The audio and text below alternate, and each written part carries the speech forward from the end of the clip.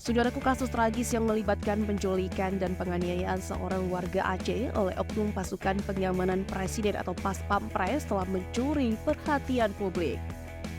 Dalam perkembangan terbaru, pelaku yang diduga terlibat dalam tindakan tersebut akhirnya berhasil diamankan oleh polisi militer Kodam Jaya, Jayakarta atau Pomdam Jaya. Peristiwa pemilukan ini mengejutkan banyak pihak ketika dua individu yang diduga merupakan anggota Pas Pampres terlibat dalam penculikan dan penganiayaan yang berujung pada kematian seorang warga Aceh bernama Imam Masyikur 25 tahun. Berdasarkan laporan, Masyikur warga Gandapura Biren Aceh ditemukan meninggal dunia akibat dugaan penyiksaan yang dilakukan oleh oknum-oknum Pas Pampres. Dua individu yang pertama kali diidentifikasi sebagai Praka RM dan seorang rekannya menjadi tersangka dalam kasus ini setelah Praka RM menyamar sebagai polisi palsu dan menangkap Imam Masyikur, seorang warga sipil dari Aceh. Sayangnya, upaya penangkapan tersebut berubah menjadi penderitaan yang tragis saat Masyikur diduga disiksa hingga nyawanya melayang.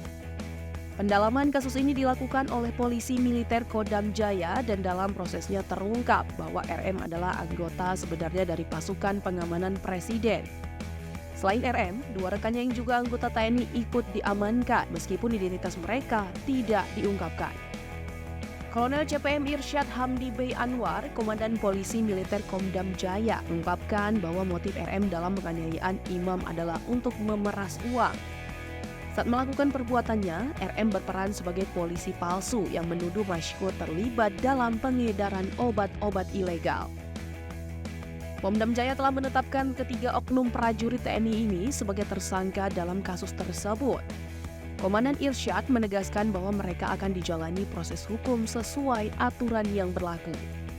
Dalam tanggapannya, Kepala Pusat Penerangan TNI Laksda Julius Wijojono mengungkapkan bahwa Panglima TNI Laksamana TNI Yudo Margono menuntut hukuman maksimal bagi para pelaku, bahkan hukuman mati sebagai bentuk penegakan keadilan.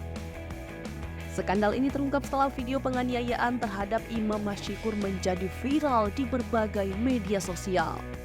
Dalam video yang beredar, terlihat imam yang sebelumnya diculik akhirnya tewas akibat dianiaya oleh pelaku yang diduga adalah Praka RM.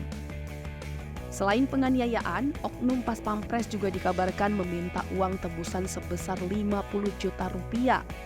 Kasus ini menjadi perhatian besar masyarakat serta mengundang panggilan untuk memastikan keadilan bagi korban dan hukuman setimpal bagi pelaku.